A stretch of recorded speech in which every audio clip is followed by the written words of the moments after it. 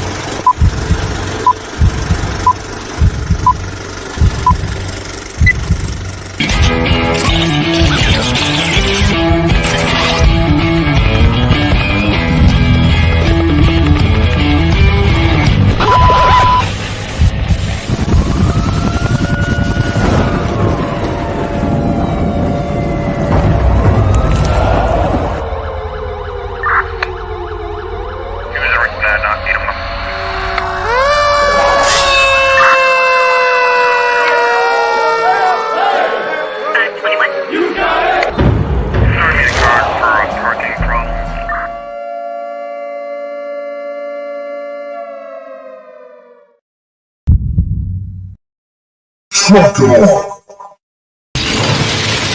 Tom Cruise, roll out.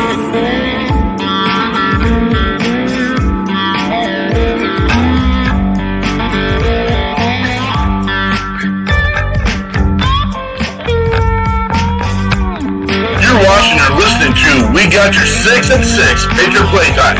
We the people, the People's Patriot Project.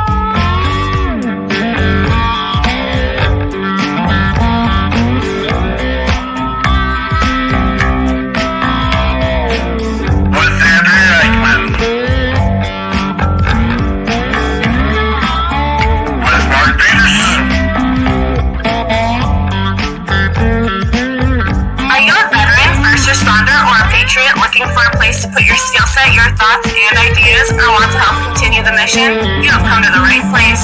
We are the People's Patriot Project, and we are the shock and awe when it comes to meeting the needs of our veterans and first responders. We are dealing with a new enemy in today's world where the wounds are not always seen. We want you to be a part of this mission in saving lives and making a difference. Welcome to We Got Your 6 at 6 Patriot Playtime. Here's the WeP3 Team bringing you today's best heroes hits in the boots on the ground organizations that are saving lives. And as always, Patriot Pride.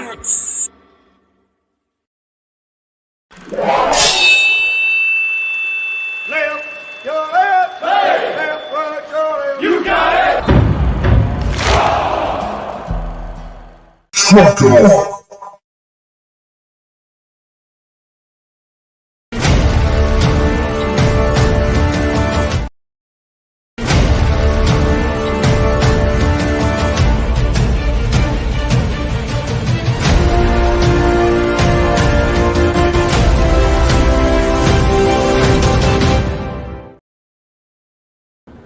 Hey, it's Andrea Eichmann here with the People's Patriot Project.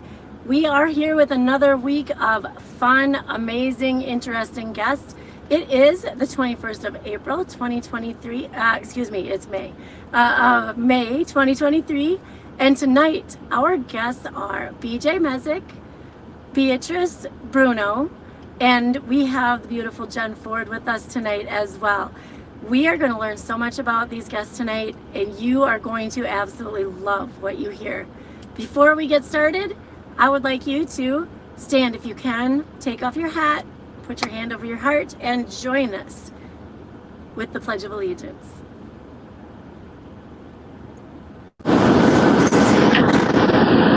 I pledge allegiance to the flag of the United States of America and to the republic for which it stands, one one nation, nation, under God, indivisible, with liberty and and justice for all. justice for all. Amen.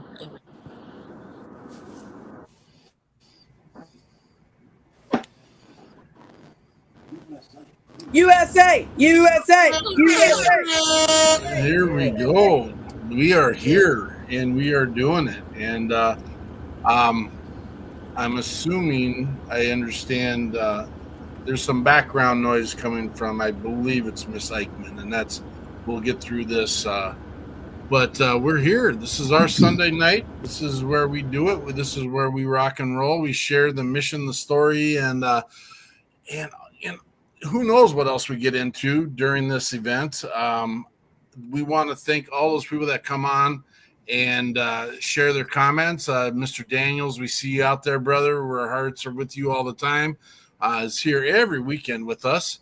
But then we've got Miss Bruno. And is it offensive to call you Miss Bruno? I mean, you were a drill sergeant, for Pete's sakes. Are we okay with Miss Bruno? That's fine, but you can call me drill sergeant also. Okay, drill sergeant Bruno. That's what we'll do, because I know how I know what side my butter's bread on. I say it wrong all the time, but and BJ, I want to apologize. In one of our proofs, I saw a C, and there's a C in our promo in your name, so I do see that there's a misspelling in your name, and I apologize. That's on us. I want to make sure we know that. And we'll make sure all the normally it's just mispronounced. Possibly. And Mr. Lee Williams, good to see you. I know why he's here. I love Lee.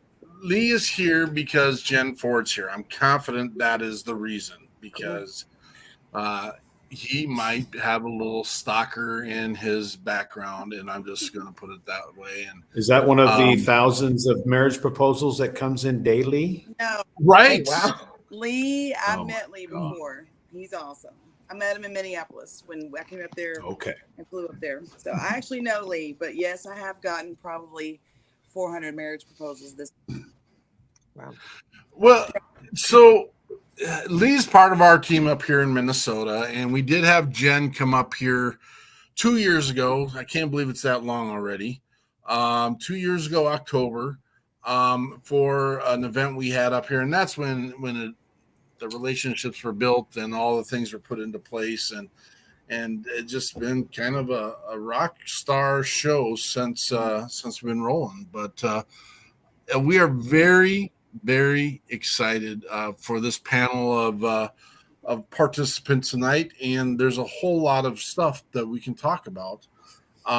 Jonathan is usually here to share the news, and I haven't gotten through our I'll stutter one more time, all the pieces to say what we have here for news or not have here for news. But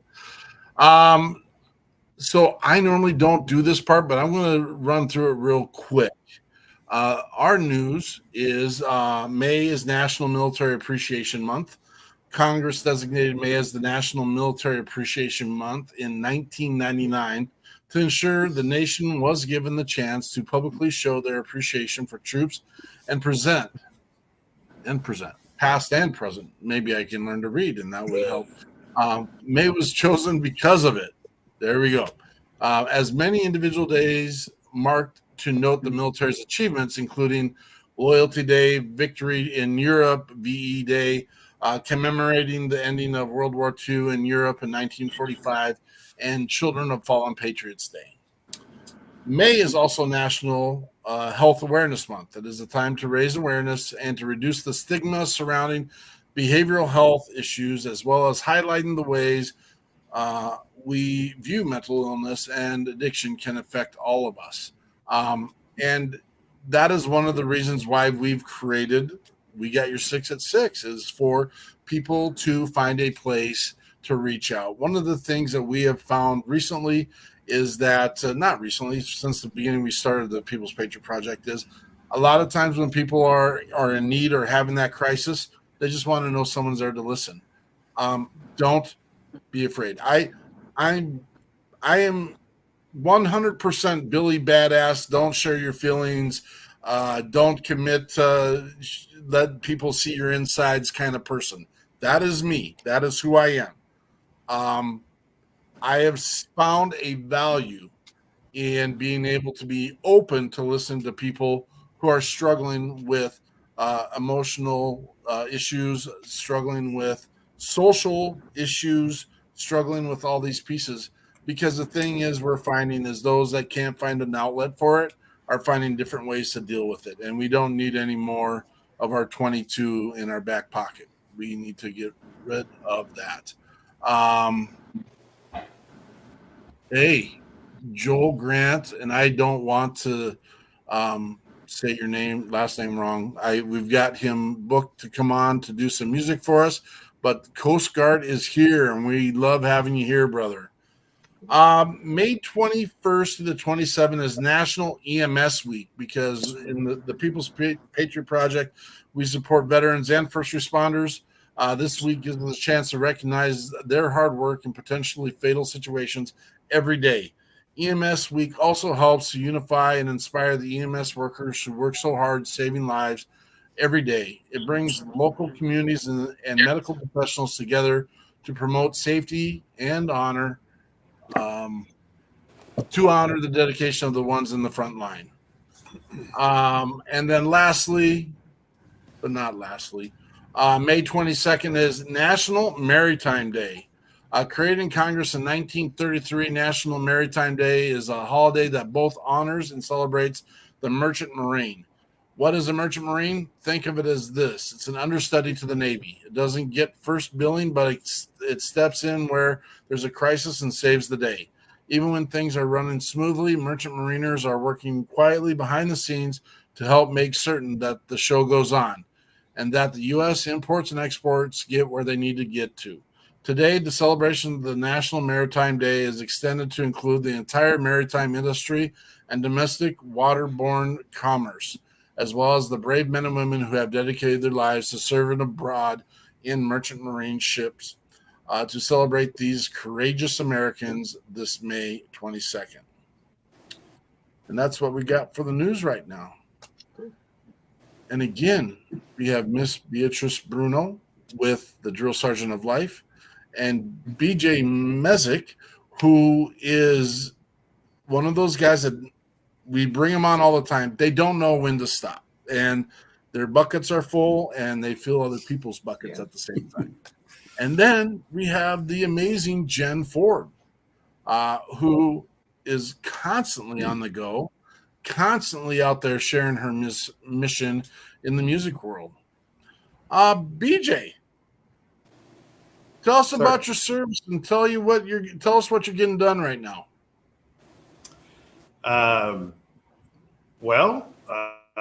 My service was with the United States Army, which up here was my drill sergeant, 1988, Fort Dix, New Jersey. Nothing spectacular. I mean, I served and did my thing, and when I got out, I tied my laces on my boots together and threw them over the closest wire and walked away clean. But now, I make movies and produce music, and Okay, all right. I'm exciting, aren't I? I think you're playing it down a little bit, which is okay. I mean, we'll get to those pieces too. We have a way of drawing it out, and you know what? We kind of have the ace in our sleeve right here, because I think Beatrice she knows a little bit about you. As a matter of fact, I do, and I have to give you the kind of a backstory, Mark, on how we are even connected today. In November 2015, I received this private message on Facebook, and I read it, and it said, "Drill Sergeant, I don't know if you remember me." And when I saw that part right there, Drill Sergeant, I was like, uh-oh, they found me, because I was not the sweetest person back then, okay? But I was very direct to the point. I was all about training these soldiers. And when I read it, he said, "I've been looking for you, and I hope this is you, and, please contact me." And I did. And since, I think that was about November 2015, we have been reconnected and friends ever since. I remembered him because of his eyes. He has these startling blue eyes that I never forgot. And when he sent me the private message, I think you sent me a picture as well, but I remembered those eyes. When I finally saw those eyes, I knew that he was the one. that from back in those days. He was probably one of the most squared away troops because he had served in the what is that organization? Civil Air Patrol. Civil Air Patrol. So he was pretty squared away. You know, the rest of them, I can't say that about because they were just a bunch of coneheads. But we reconnected in November of 2015, and we have been friends ever since. And it's just been wonderful just watching him grow. And yes, he is not really telling everybody about who he is right now, but he's one of the most awesome individuals that I have had the privilege of knowing. And to say that I was his drill sergeant and now calling me drill mama and all those good things, which they couldn't have called me that back then because they'd still be doing push-ups at Fort Dix, New Jersey. I'm just saying, you know, but it's just watching him grow and doing the things that he's doing. You know, it's awesome being connected with him. It really is. And there's more to the story, but I'll stop right there because that's who he is. And he's very precious to me. Well, this is amazing. So this is a connection. And this is how the whole show came to be. Jenn has been in our network for a number of years now, and we've featured her on We Got Your 6 at 6 and WeP3 Radio. And she said, hey, I've got a veteran manager, and he also does movies. And I'm like, well, let's get BJ on. Well, then we always ask our guests, is there a musician in the world out there that you're aware of that you would like to bring on during your show? And he's like, well, it's got to be Jenn Ford. Well, of course it's got to be Jenn Ford. And then out of nowhere, BJ says, hey, can I have my drill sergeant come on with us? And I'm like, no one has ever asked this question ever. And I don't know. I didn't even know drill sergeants had friends, to be honest with you. I didn't know. I just want to point out, if you look in the background of Beatrice's, you could see a schedule that she has back there. The very rigid schedule. So she's still got that drill sergeant mentality, no matter how sweet she may be right now. I don't think that you ever have lost that. It's right there. Yeah. Don't let Jesus fool you. Okay, look. One thing I learned in the military is discipline. Okay, and I'm still a very disciplined person. I do my 100 push-ups a day. Okay, I go on my 5-mile walk 5 days a week because this is the only body I'm going to have. And so I got that discipline from the military and I've carried it on. Look, some people say I was in the military, I was in the Army, but the Army is in me. And that's all there is to it. And now I'm in the Army of the Lord. So go figure. Well, so, I mean, earlier I was going to ask, how did you guys meet? I mean, did BJ really stick out as a troop? I mean, how many troops, do you have that data? How many troops came under your command? Not command, but under your training? About 2,000. About 2,000. And the reason I say he was one of the more disciplined ones because of the Civil Air Patrol, obviously, because they put in these kids' minds that they are actually serving. And so when he came to the Army, to Army boot camp, he had already been serving. And so when he came in, all we did was just add to his arsenal and completed his route in being a soldier. And so that was already inside of him. Yeah. BJ, how long were you in the Army? 8 years. 8 years total. Civil Air Patrol from 13 to 18. And they, to expand on that, a lot of drill and ceremony, military structure. Of course, search and rescue is the main mission for Civil Air Patrol. Although now they are an actual component of the Air Force, which is nice for them. But we learned all of that stuff. So when it came to the DNC and during basic, that was second nature. That was already there. Yeah. Mark, and further to your point, when BJ came in, see, many of our soldiers that we got they were coming from Fort Living Room. And that's what we called it, Fort Living Room, because all they had ever done was play video games and, eat and look at TV and all that good stuff. BJ already had a certain amount, a certain level of discipline that would help him to make it through basic training more so than a lot of other folks. There was this one kid, I remember he was from the Midwest.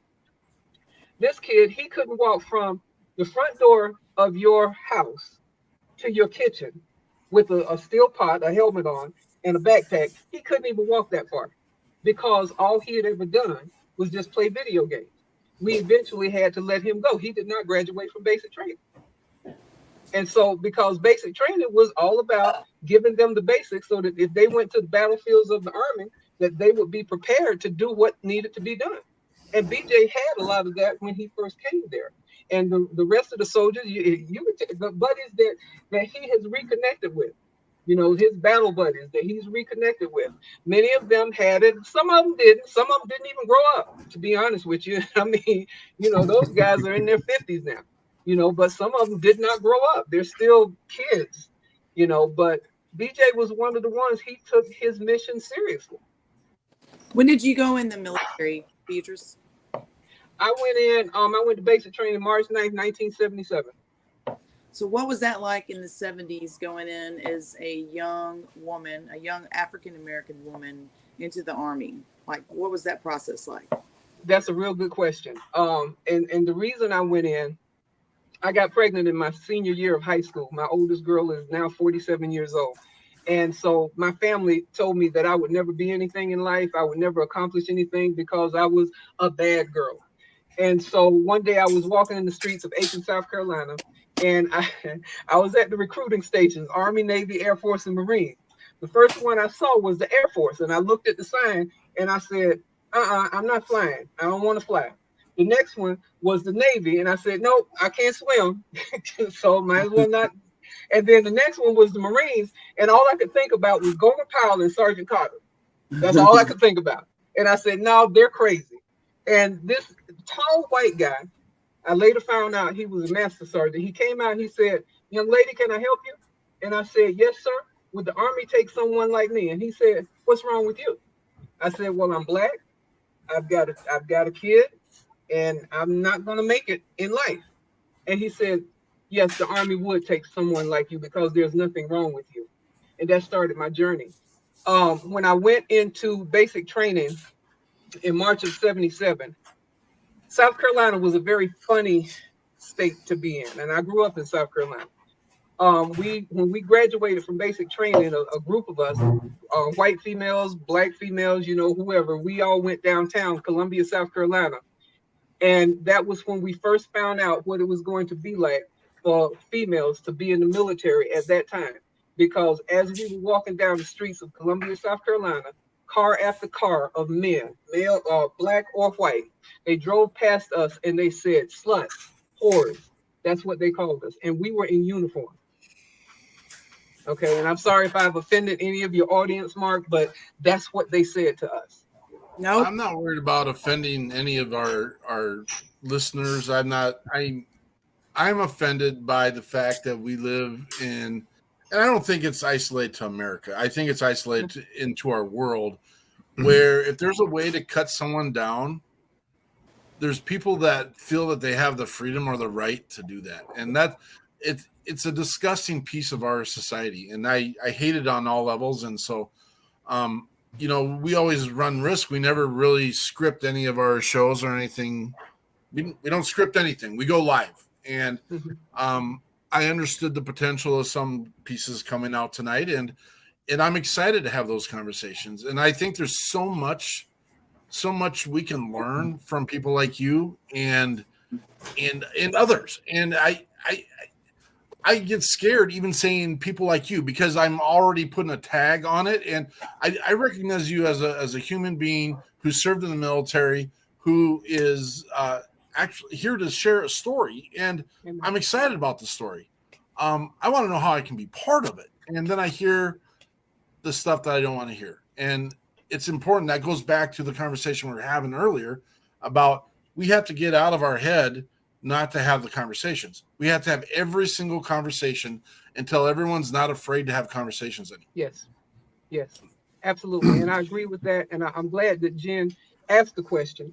Being in the military back in the 70s, and my first duty station was Fort Knox, Kentucky. And when I got there in August of 1977, black soldiers were told that we had to be on base in our barracks before the sun went down, because at that time the Ku Klux Klan was really rampant in and around Fort Knox, Kentucky. And so we had to, we couldn't do what many of the white soldiers could do at that time. We really could not. And even when I went to Germany, 79. My first time over in Germany, I was in K-Town, Kaiserslautern, Germany. And I didn't know that the Ku Klux Klan ran over in Germany too. You know, and there were certain places that we could not go in 79 and 80 because the Klan was over there. And so, and then as far as the female thing is concerned, we faced a rough time. We really did, because there was no such thing as, yes, we all had the uniform on, but there was really no such thing as equality other than our pay was the same. That was the only equality. But we were relegated to the lesser positions because we were females, and we had to fight to let people know, wait a minute, baby, now I got just as much as you got, you see, and you're not going to just push me back in the corner just because I'm a female. Okay, now if you want to push me back in the corner, you think of another reason besides that. But just know that I've got just as many brains as you have. I've had the same training that you have, and you're not going to talk to me like I'm crazy, because I'm not. And so we had to fight for the right to wear that uniform. And so that, yeah, I guess you could say that's why I am the way I am right now, because I had to fight to wear that uniform. And I don't talk about this much. When I was stationed over in Germany the first time, there was a lot of that, what they call MST now, military sexual trauma. There was a lot of that going on. When I was, this was 1980, and it was around April or May of 1980. I had a knock on my door that evening, and it was during the daytime. It was on the weekend, and I opened the door, and it was this guy I knew. He was a staff sergeant, E6 staff sergeant, and I had a part-time job working at the IOR club, which is the little, the little watering hole for the troops. And he was one of the DJs. He knocked on my door, and I opened it and said, "Hey, how you doing?" He pushed me in, had his way with me. And I never said anything for about 30 years about that, because at that time, you were told, females were told, do not talk about that because you're talking against your fellow soldiers. That's what we were told. See, and I can get really passionate about that, but that's what we were really told. So there was no such thing as seeking counsel or therapy or anything like that for us as female soldiers, because, well, you're in the Army now, you're wearing the uniform, and therefore you've got to take what you get. No. And I'm glad they brought this thing out now about MST, military sexual trauma, because there's a lot of females just like me. Like I said, it took me over 30 years to even talk about it. And the only reason I talked about it, I was at a women's conference. I was speaking at a women's conference. And that morning, I already had my presentation prepared. And that morning, the Lord said to me, he said, "No, I want you to talk about this." And he showed me, he gave me a clear vision of what it was. And it was that day when that guy pushed himself into my room. And I said, "Lord, I really don't want to talk about that." He said, "Talk about this today." And as I talked about it, y'all, there was this little old white lady sitting on the front row, and tears were streaming down her face. She was about 80-something years old. And come to find out, when she was a teenager, she had been sexually assaulted by a family member, and she had never told anybody. And she was in her 80s. And so I guess you can say that this is a platform that I use to help women to get the help that they need, or anybody to get the help that they need because of stuff that has happened in their lives like that. You see, so as a female in the military back in the 70s and 80s, oh man, it was kind of rough, and you really had to work at it just to get the respect of being able to wear that uniform and to let them know, I'm not a punk, baby. I'm not a punk at all. you know. And so, okay, I'm gonna stop talking because, but No. that's what happens. Please don't. On that note, Beatrice Bruno is available for motivational speaking at thedrillsergeantlife.com. Thank you. Thank you, BJ. I love you. And Oh, bless your heart. it happened to me. And I love you because you shared that, because it happened to so many of us. And for you to tell that story, I think what the best thing about when veterans make a connection and they share stories about trauma or the obstacles that they're trying to overcome is that when you share with another veteran, then it's like they see you. It's like they say, I see you, I feel you. And it's something that not everybody can understand. It's exclusive. I mean, there's people who experience trauma all over in all walks of life, civilian, military, whatever. But when a military member, especially because you were an MP, right? Were you an MP as well? No, I wasn't an MP. I was an admin. Okay, but you were in the Army. You were a drill sergeant. I was in the Army, and to hear that this situation is not unique to me, it makes me feel like I'm not alone. And I've been talking about it. It's a huge platform for me, and I talk about it. I deal with the stress every day. This is an obstacle. This is something that's handicapped me in a lot of ways, but it also has empowered me to talk about it. And you talking about it is empowering to other women as well, because then we're like, okay, this is wrong. All those things that everybody was telling me, like, that's not a big deal. It is wrong. I knew it was wrong. They know it's wrong. And then it kind of vindicates you and sets you free to let some of that pressure go of the guilt and the shame that you feel from sexual trauma. So I love you so much. And that's very personal. To expand on that a little bit, coming from a male soldier's perspective, also military police, Jen and I were both military police. For people that were not in the military that are watching, it's not a matter of just going to the military police and reporting things like this, because, and I don't know how far you've gone into your story on this, Jen. I'm so sorry if I opened that up, but her situation was another military police officer. So it's in the military, you have a job. You're an MP, you're a mechanic, you're whatever, but you're all still in the Army or the Navy or the Air Force. So it's not like going to, the county sheriff's department and reporting this incident. You're going and reporting it of your own people that are doing this. And it convolutes things. And exactly what Beatrice said, you're a soldier. You're not going to dime off one of your fellow soldiers. Yeah. Just not how it works. This is not camaraderie. So you shut up.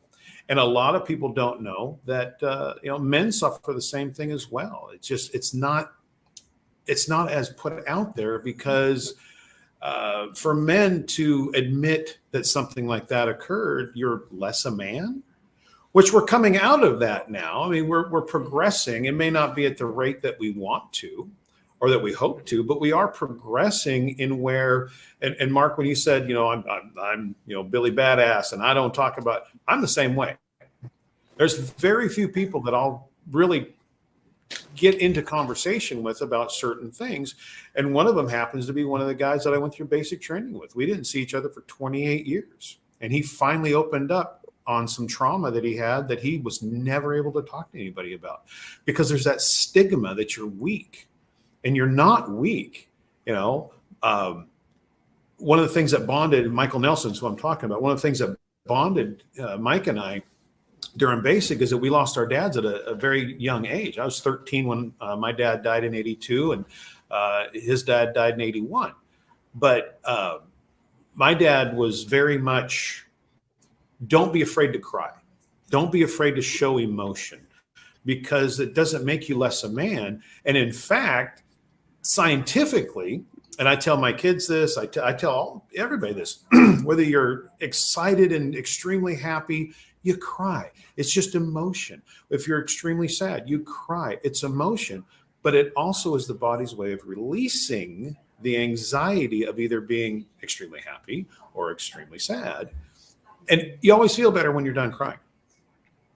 But to go and talk to somebody that you ultimately have to be able to trust, it's not that easy. So my daughter is in starting her senior year as a psychologist, and her husband is stationed at Fort Wainwright in Alaska, and she wants to counsel military families, and that's great. And I told her, I said, but honey, understand, you're never going to fully speak to these people because you're not one of these people, unless you've gone through basic and you've gone through and served, whether it's combat or not combat. Really, at that point, doesn't make a whole lot of difference, but you didn't serve.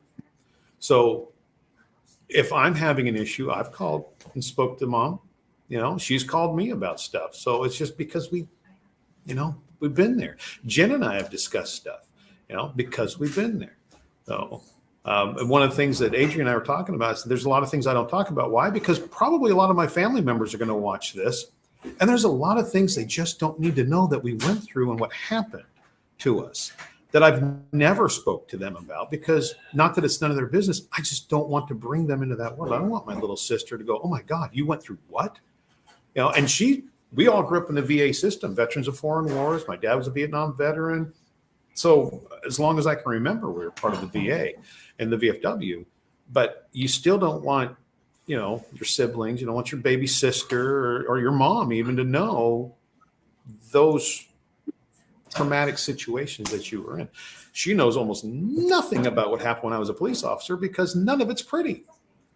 Oh, anyway, sorry. Now I've gone off down a wormhole. No, I love it. And these are the conversations that legitimately need to be had. And the craziness, BJ, is when you say, they don't know. And again, this is not an attack on family members and stuff like that. First of all, we celebrate those members that are support to our veterans and first responders. They're the ones that didn't ask for the mission. And we've got our veterans, our enlisted, and our first responders carrying the street traumas that they've dealt with on a daily back into the household. And there's very little. I think we're getting better. And again, I need to be put in check sometimes. And so, Beatrice, if you see a place where I'm not hitting the mark, or Jen, I'm not hitting the mark, or even BJ, if I'm not hitting the mark right, let's have that conversation as well. But there's so many people that think I'm hiding this from my family. I'm hiding this from the people that care about me. And again, that starts a deterioration on the inside as well. And it's a false narrative to begin with. And then where do you let go of it? Where do you share it? When do you share it? Because we don't do it with our brothers and our cohorts, like you said, in the military. You don't do that because now that's out there and people are worried about losing their jobs. People are worried about being, kicked out of the military. People are worried about not being a police officer any longer. We have the conversation. I can bounce all over the place on this conversation, but I just need to know, BJ, you have, and we're not going to get into it because you asked not to, but you have a place to deliver this and talked about it, right? Yes. Okay. That's all I need to know. And again, anytime any of our listeners know of somebody or themselves, if you don't have a place to put those things that you need to talk about or should talk about, we're not telling you to sit here and spill your guts and just regurgitate it. I mean, if that's what you need, let's get the help. Let's get the people. Let's get the professionals that are there that are capable of doing that. But I can also tell you there is a network of people that are out there for you. If you don't know where that's at, please reach out. Our phone numbers are on all of our social media stuff. I can throw it up here in a minute as well. Please make the phone call, do the email. I 100% promise you all the time, 100. That is our policy. It's in our, I was going to say Bill of Rights. It's not in our bill. We don't have a Bill of Rights. It's in our documentation. We will contact you the same day you reach out to us. We have it under 20 minutes now. You have a need, please make the call. It might not just be your life we're saving. It might be someone else in your life. It might be that piece of trauma you've brought into your family that you're not even aware of that your children, your spouses, you don't know where you're wiping your feet, unfortunately, and you don't know when you're dropping that stuff off. And we're not here to have a depressing conversation. We're here to celebrate. Pre-show, Beatrice was texting me and telling me we celebrate stuff. That's why we have Jenn around. I mean, I had her, but we're at the American Veterans Ball last week. I couldn't keep up with her. She's bouncing around everything, taking photo ops everywhere. She's got these sparkly white boots on. She's doing her thing. And I'm just like, just enjoy, watch. And I was doing my networking this too, but I was not going to keep up with Jenn Ford. But this is your service, Miss Bruno. Your service, Miss Ford, needs to be celebrated. You've done more than 93% of our entire society has done, and it needs to be celebrated. And I do celebrate you. What I want to do is figure out and keep this dialogue going, not only from this show, but I want to keep this dialogue going so that we can be that beacon of opportunity, hope, and support for all the others. BJ made it earlier. I don't want to expound on this, but I knew when I watched, not that I watched anyone be raped or not that I watched anyone, but I have seen how men have treated women in the military. And I'm disgusted by it. Women are sexualized. That's not the way it's supposed to be. By no means am I a champion in this world because I'm a dumb guy as well. But one of the things I didn't realize until the first year of our show, when we had a young man out of Texas come on our show, share the military sexual trauma he experienced in the military and how many men are dealing with this. And again, I don't want to get into that piece, but we have constantly made an effort to share that not everyone in the military is this clean-cut, all-American superhero. They're not all that. But there needs to be an extension of opportunity given to those who have chosen to put their blood, sweat, tears, limbs, and lives on the dotted line for the sake of giving everyone else the opportunity for the freedoms that they have in this country. And our veterans, our enlisted, and our first responders are offering that to everybody in this country. And that's why we're here. That's why we do this. Yeah, and you hope that you hope that those that have enlisted grew up. Beatrice touched on it a little bit earlier, but most of your recruits are the drudges of society. It is their last resort. Oh, I've got nothing else. I'm going to go in the military. We had a guy, and this is 1988. We had a guy that was given the option. You can go in the Army or you can go to prison. It's your choice. And he chose the Army. Well, this guy's a career criminal and still is because I ran his background trying to find all of my guys. So, yeah, he never changed. But this is what you've got. And I understand and I absolutely appreciate these are the guys that are defending us. Cool. Great. But it doesn't change who they are at their core. So this is where it gets a little controversial on the way I look at things. It's the same thing as, you know what, if you were an a-hole in life, just because you died doesn't make you an instant saint. Somebody loved you. What? And I hope Jesus loved you, but I didn't love you, and I'm not too bad sorry that you're gone. But somebody is, and that's cool. You know, I'll be sympathetic and empathetic when it comes to that. But, you know, just because you served, hey, that's great. You did your time. You did your duty as far as I'm concerned, as far as my family, my father, my grandfather, as far as they're all concerned, absolutely. And there's something to be said about that and something to be honored about that. But at the same time, a lot of these guys are the same boneheads in that they were out. So now you couple that with the trauma and the traumatic experiences in the military. You know, we got to there's a balancing act that has to be done. So I'll never take away anybody being a veteran because you did it. You signed your name on the paper and you basically gave that blank check. Cool. But understand where that recruit pool is coming from too. What's on your thought, Jen? I can see the eyes and the thoughts and what do you got going on? Well, I think that all of what BJ is saying is true. Everything that you're saying is true. I love Beatrice. I mean, we've been connected through BJ, but never have actually got to have a conversation more than just like maybe she's in the background when she's hanging out at the beach with BJ. But I just think that back to what y'all were saying about family, and when I first got out of the service, I didn't even realize the trauma that I was holding on to, because no matter what trauma you have, the Army conditions you to compartmentalize things so you can get the mission done. And so you put it away.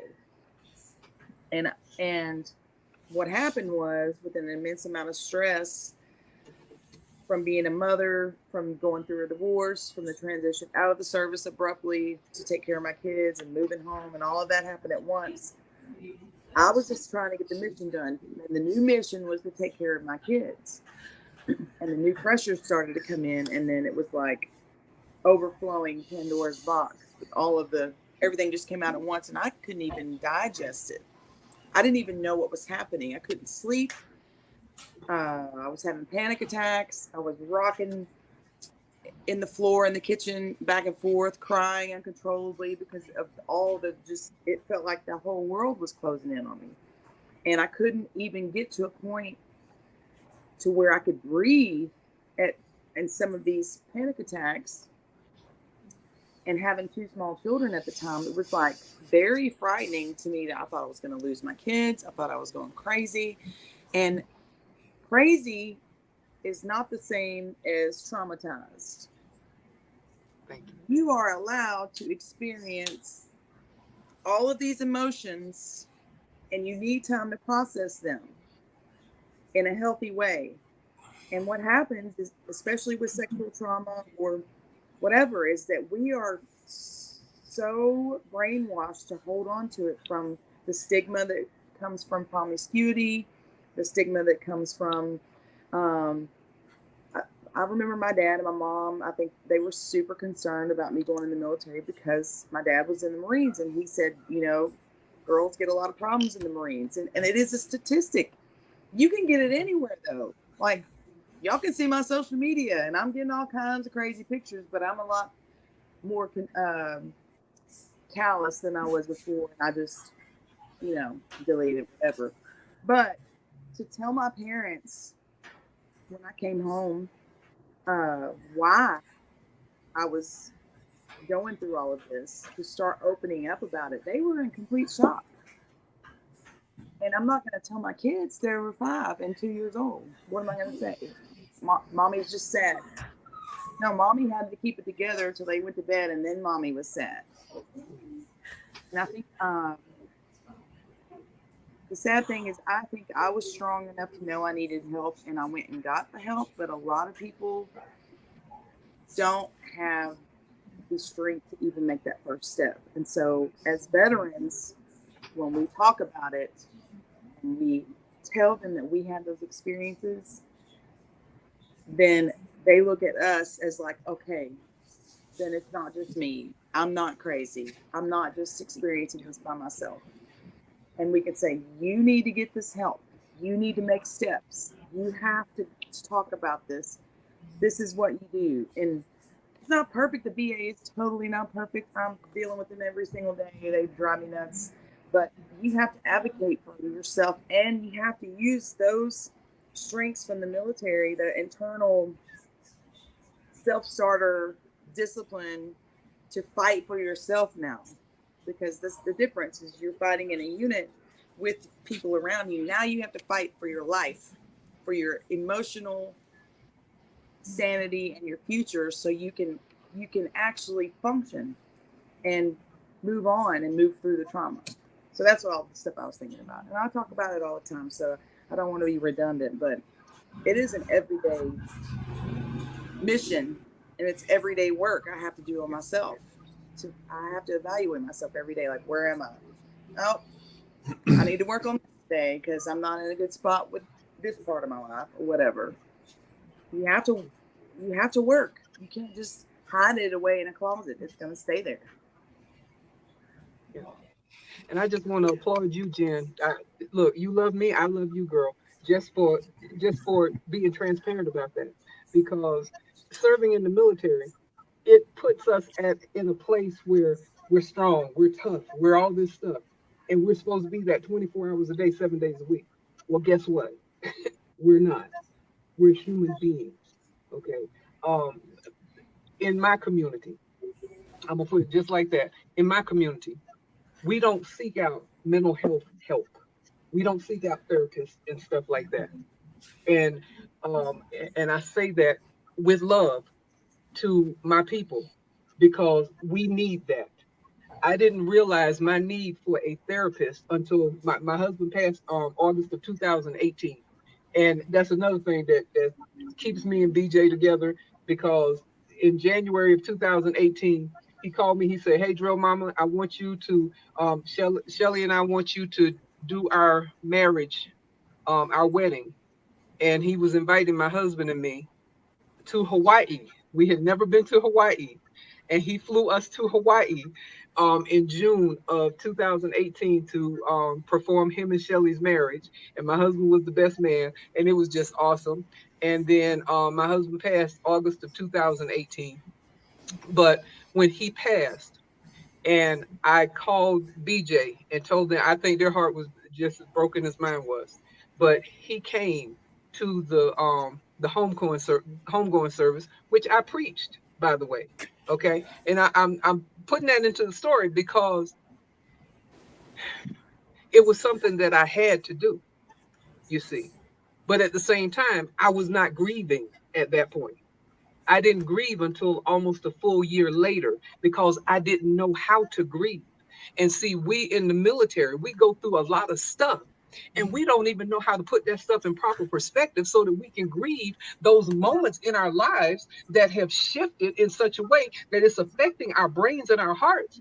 But we don't even know how to put that stuff in proper perspective, because we're strong, we're tough, we're on the one. But we need to go and get a therapist, baby, because we're breaking on the inside. And it wasn't until a year and a half, 2 years after my husband passed, that I finally went to a therapist and just sat down and just put my stuff on the table, you see. And so if I can say anything to anybody that is watching this today or listening to it today, look, if you need help, baby, don't hold back, and don't think that you got to have it all, everything is all peachy keen and hunky dory, because it's not. It's not. And in order for you to be good, for you to be well, you might need to go talk to somebody. And Mark, I just want to offer you've got my telephone number, put it on your list. I'm a preacher. I'll pray for you. Call me. I will pray for you. Okay. We will pray together, because we have to allow ourselves to be vulnerable. Okay. And that's what it's about, being vulnerable. And being vulnerable, that's not a bad thing. It really is not. Being vulnerable means that somebody can actually help you, and you can actually help somebody else. And just because we served in the military, yeah, we some deep folk, because we did serve in the military. We did some stuff. We went overseas. We went to Germany. We went to Korea. We went to Afghanistan. We went to all these different places. We did some stuff. We put on that uniform. We put on those boots. Okay? But guess what? Inside of each and every one of us is a little boy or little girl that needs somebody to say, "You're good, and you are loved, and you're special." And that's what we need. And there's nothing wrong with that. And we just want to release y'all today and just let y'all know it's okay. Go get some therapy, boo. Because if you really need it, it will help you in the long run. And your children are probably looking at you saying, "Well, something wrong with mama, something wrong with daddy." Go get some help so that they can say, "My mom or my dad is good." Okay, so I love every part of this conversation. conversation. And if you've watched our show on Sundays, we got your 6 at 6.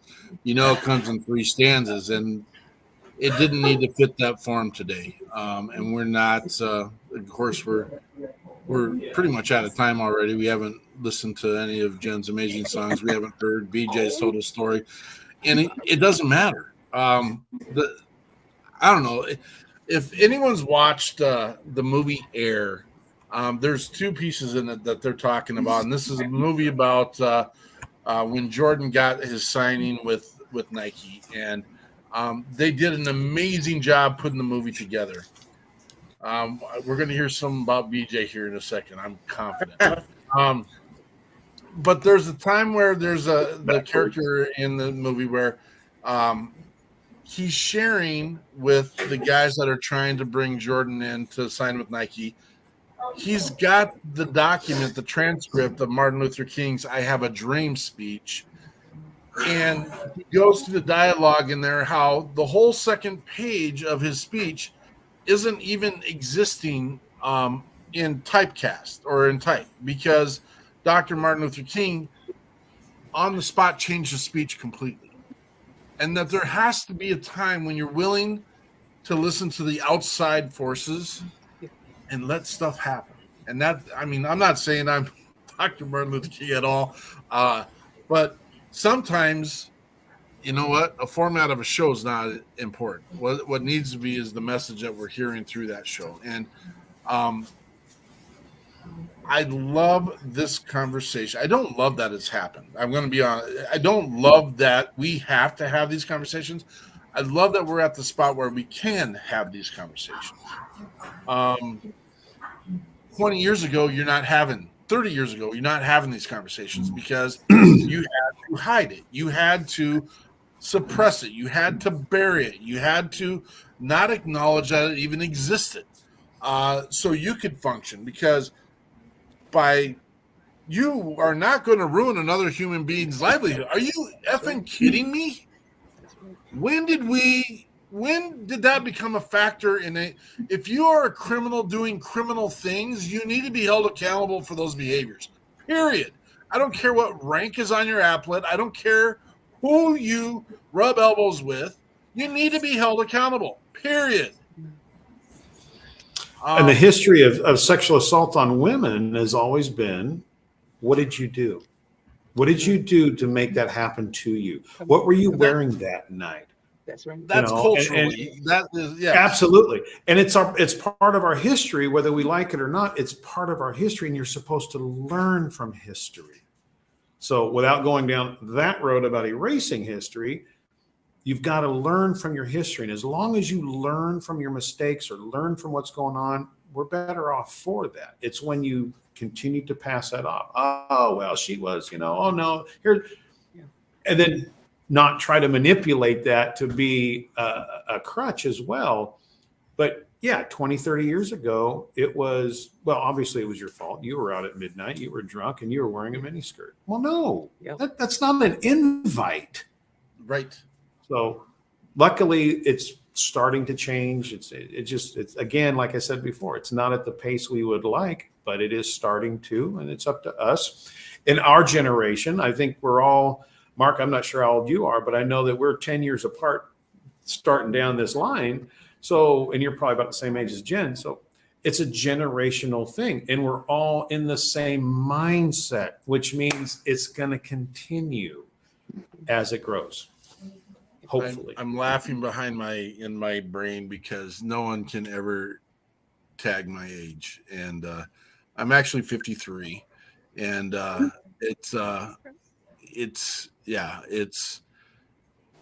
a kid.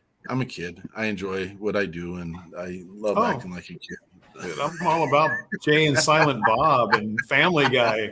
Look at the things I do. You can see that in the background now. I mean, it's okay. So, did you do all of these in the last 3 years, BJ? All of these movies? Is that the timeline?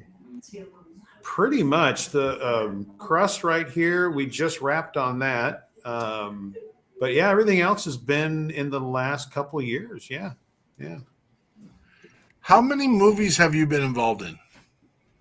I have 61 titles right now. 2 of those are as myself interviews, so it counts in the thing. Actually, I guess 1 is because it was the same show that I did twice. Yeah. So 60-ish projects right now, with probably another 4 or 5 waiting to go. Excited. Do you ever, and I don't mean to put you on the spot, do you ever look for veterans to fill the roles in your movies? Depends on the film. Bloodthirst over here, a lot of veterans in that one. I played a militia captain, well, more like a lieutenant. So a lot of our militia guys were all prior service. In fact, most of the people in these films, as I'm looking at the titles, were prior service. And it's just because we come with a certain discipline. When you're on set, it's a 12-hour day, bare minimum. And you've got to really have a certain level of discipline to get through a production day like that. What got you? What drew you to the movie industry? What were the pieces? I am a media whore. Okay, plain and simple. Yeah. 4 years old. In my first project, I was 4 years old. My brother and I did a medical documentary in Seattle for a local TV station, and the bug bit. And when that bug bites, it bites hard. So I did some school stuff. In my teens, I worked on a couple of films in Seattle and thought, oh, here it is. I'm the next De Niro. I'm on my way. And then I wasn't. So life happened, and joined the Army, and did some radio stuff as well, local area, morning show. And just, again, life happened. So when I was in Nevada as a police officer, we did some off-duty work for a couple of films. Kingpin was one of them. Father's Day was another one. They were all shot in Reno. And Ivan Reitman, Ghost, or oh my gosh, I can't even think of it now. Ghostbusters, yeah. And a few other things. One day he was the director, and he said, hey, you want to be in the film? Sure, sounds like fun. Cool, bring some real clothes tomorrow. I'm going to change that because it seems to be making me stammer and stutter. Same thing on Kingpin with the Farrelly brothers. Bobby Farrelly came up and said the exact same thing. Hey, you want to be in the film? Sure. The nice thing was working with Bill Murray on that one is Bill loves his fans, and but he also, during set time, you don't have time to stand there and talk to people, so he would always hang out by the cops. So it just, again, then that bug started to bite again. In 2016, I got involved in the music industry a little bit more. I did a little bit of that before, but really got involved with Doug Supernaw, who was a big country star in the 90s. I Don't Call Him Daddy and Reno and Not Enough Hours in the Night were some of his bigger hits. And it just kind of went from there. And that's how I met Jenn. We actually met through the TCMA, Texas Country Music Association.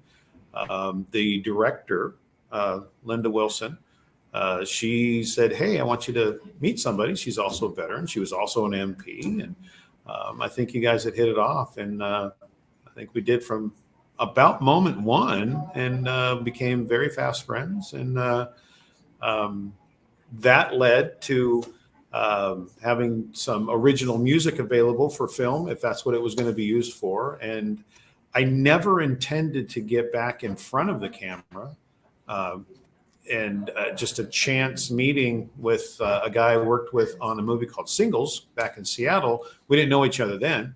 And he said, hey, what do you think about getting back in front of the camera? I don't know. Sounds fun. Let's try it. And that's where Bloodthirst came from, which is coming out in October, although we shot it in 2020 during the pandemic. And it just steamrolled from there. I mean, and it all of a sudden and my wife's laughing at me right now because it's like, oh, baby, I'm only going to do 3 or 4 projects a year. Yeah, 3 or 4 projects a month, maybe. But yeah, it just kind of went from there. And yeah, it's been a whirlwind. It's great. So if you like horror movies, like Saw and things like that, then okay, you're probably going to watch my stuff. But you're not going to come and, well, I shouldn't say that, because I've got a couple of Christmas films that are coming up as well. And in fact, we're in Kauai right now scouting a location for one of them. So one of my co-stars from Night of the Tommyknockers is sitting right over there, just flew in. So, and he's executive producer on all my new music videos coming out. Yeah, there's that. Yeah. Do a lot of the production side. I'm actually in post-production on a few things, and my directorial debut, I'm working on that. And we're doing notes now, and it's coming along very nicely as well.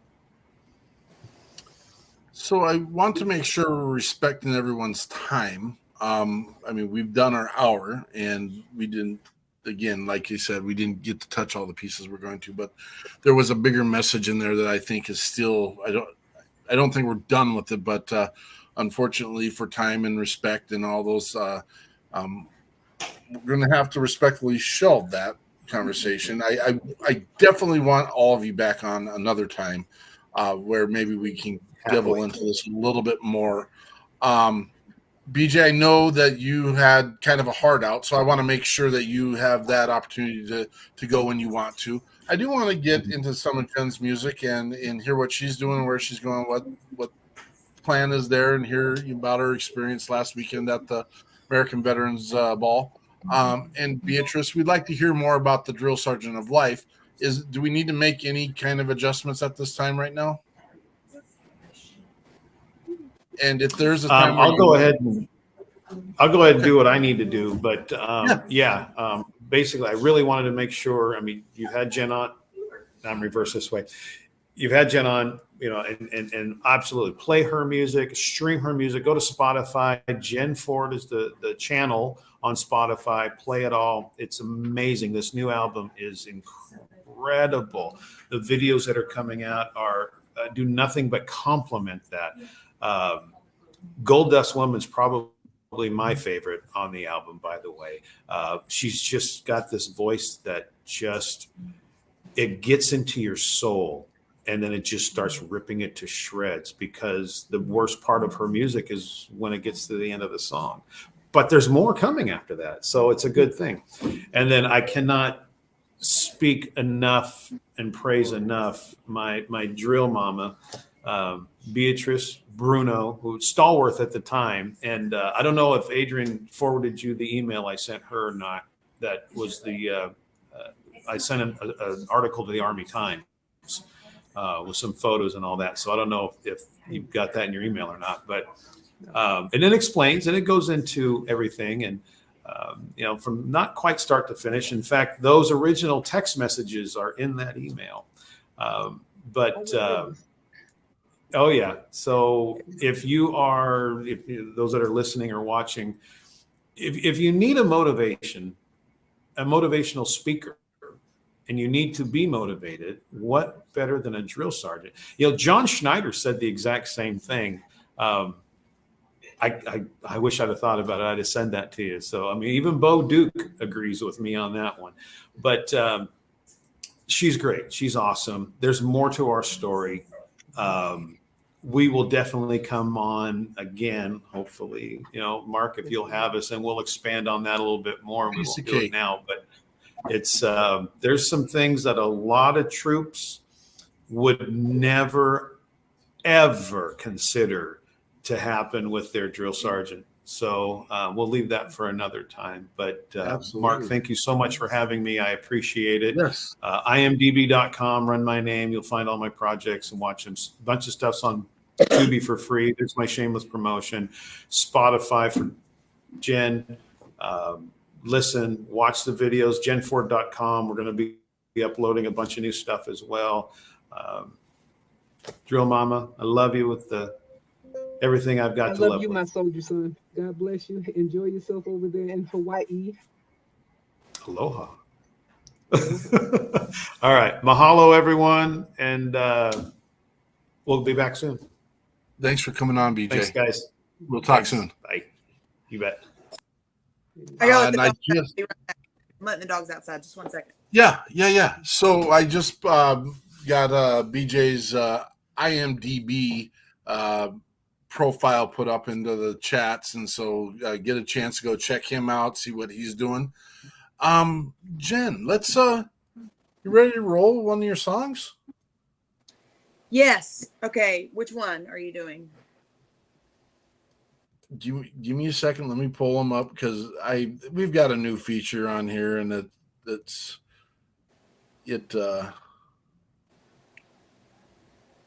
and I'm the only one working tonight, so that I'm slow. Work with me. Little Wing. Let's do Little Wing.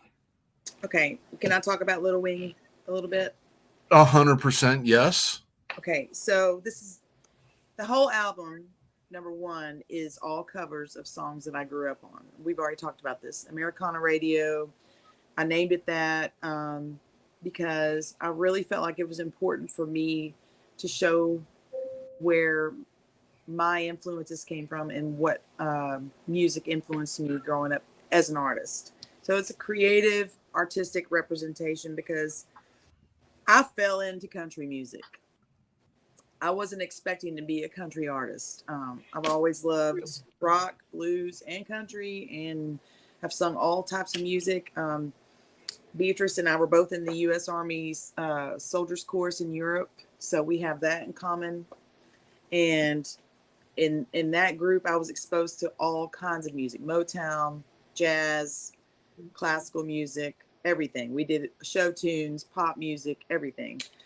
And in presenting myself as an artist at 40 plus years old and coming into the country scene, there was a lot of expectations, and I'm going to do what I want to do, period. So I presented this idea to BJ, and it took 9 months to get ready. We started in August, late July, August last year, and it came out April 14th. But around December is when I got the final mix for Little Wing. And in December is when my grandmother passed away. And when I was putting the song together and we were doing the arrangements, something made me approach it from a totally different way than the Jimi Hendrix or Stevie Ray Vaughan version or even the Eric Clapton version, because I wanted it to be more celebratory of the femininity, because the whole song is about Jimi Hendrix's ideation of a female angel or whatever, like the listfulness of a woman. And I started to see my grandmother really decline during COVID, but when I went and visited her in September, which is right when we were starting to record all of this, I knew that the end was near. And I received the final mix the day before her funeral in December, and I just wept and wept and wept and wept, because I feel like, back to the trauma, my grandmother had a lot of trauma and things that she wasn't ready to talk about. She was born during the Depression, and you had all of your emotions in that generation. But she was a very strong woman and had 80 acres of land. After her 40s, raised cattle. She grew up on a dairy farm. She was completely independent, and she worked well into her 80s, like full time. She was a hard-working, very independent woman, a musician as well. And I felt like that she really struggled with allowing herself to be free emotionally and express herself. And when the song came out, I just felt like that she's in heaven now, and she's free, and she's not in pain, and she's not suffering in silence anymore. And I love this rendition. It's so beautiful, and I'm so proud of it. And Clancy Ferguson from Louisiana is a young fiddle player, a mama as well, and she played on it. And I don't think there's another version with fiddle on it. And there's violins, I think, on other versions, but it's so delicate and beautiful, and I'm so proud of it. And the music video came out last week for Mother's Day, so now you can share it. That's all I got. Jen. Yep, this is Jenn Ford with Little Wing. Thank you.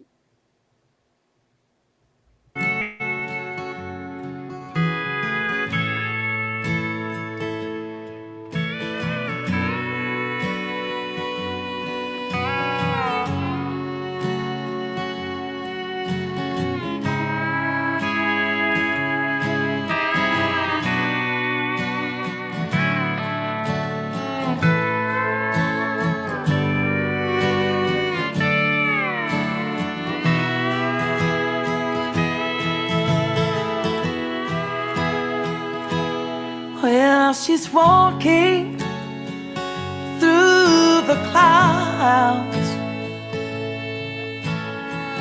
with a circus mind that's running around. Butterflies and zebras and moonbeams and fairy tales, that's all she ever thinks about, riding with the wind.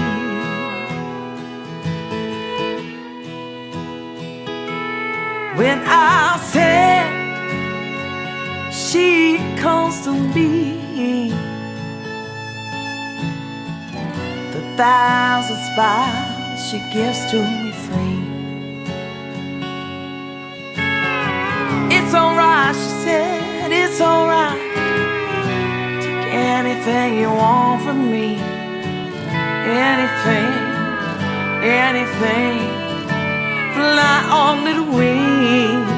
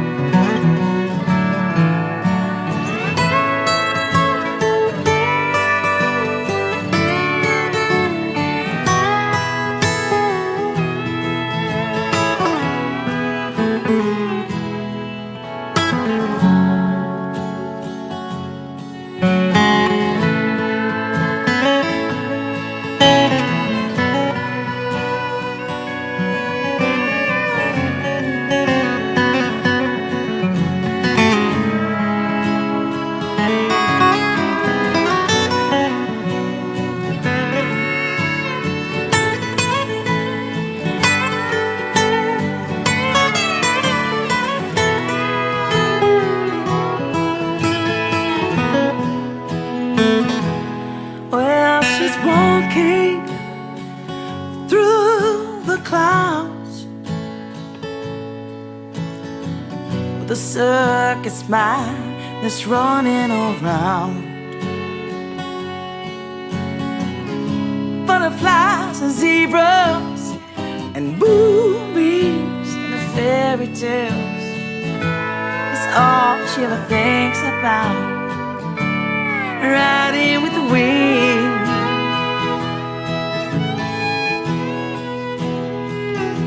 And when I'm sad, she comes to me with 1,000 smiles she gives to me free.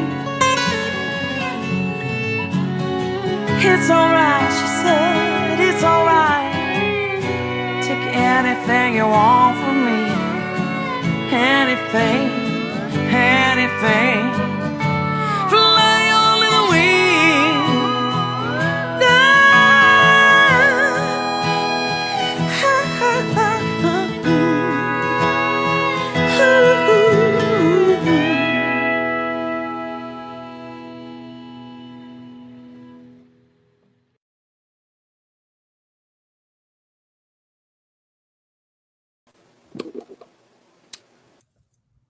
You are absolutely outstanding.